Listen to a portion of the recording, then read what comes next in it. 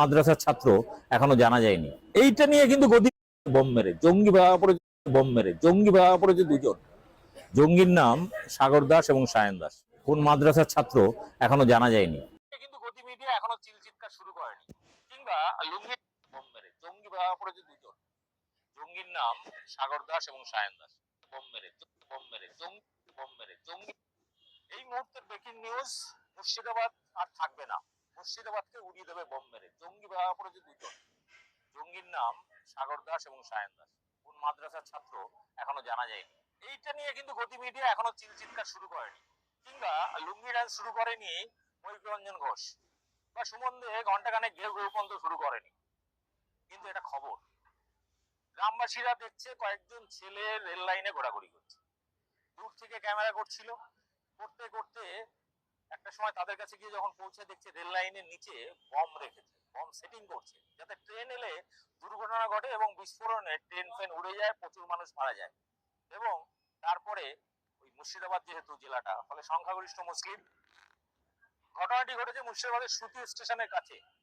আপনাদের এই ঘটনা যদি ঘটতো, মানে অর্থাৎ বোমা বিস্ফোরণ ঘটলে প্রচুর হতাহত হতো মানুষ, এবং ওখানে নির্বিচারে মুসলিম যুবকদের বা মুসলিম পুরুষদের ধরে তাদেরকে জঙ্গি ট্যাগ লাগানো হতো। আল কায়দার সঙ্গে যোগ, পাকিস্তানের সঙ্গে যোগ, বাংলাদেশের সঙ্গে যোগ তৈরি করে মুখরোচক খবর দিয়ে আপনার মনের মধ্যে মুসলিম বিদ্বেষ তৈরি করত।